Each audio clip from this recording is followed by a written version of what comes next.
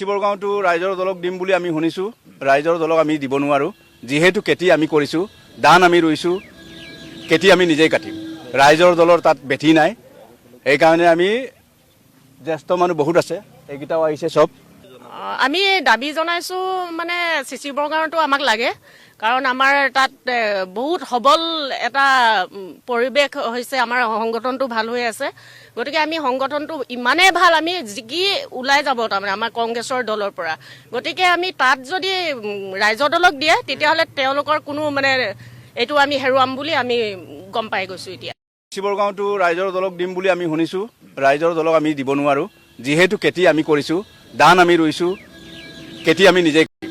ৰাইজৰ দলৰ তাত বেঠি নাই, সেইকাৰণে আমি জ্যেষ্ঠ মানুহ বহুত আছে, এইকেইটাও আহিছে চব। আমি দাবী জনাইছোঁ মানে শিৱৰগাঁওটো আমাক লাগে, কাৰণ আমাৰ তাত বহুত সবল এটা পৰিৱেশ হৈছে, আমাৰ সংগঠনটো ভাল হৈ আছে। গতিকে আমি সংগঠনটো ইমানেই ভাল, আমি জিকি ওলাই যাব তাৰমানে আমাৰ কংগ্ৰেছৰ দলৰ পৰা। গতিকে আমি তাত যদি ৰাইজৰ দলক দিয়ে, তেতিয়াহ'লে তেওঁলোকৰ কোনো মানে এইটো আমি হেৰুৱাম বুলি আমি গম পাই গৈছোঁ এতিয়া।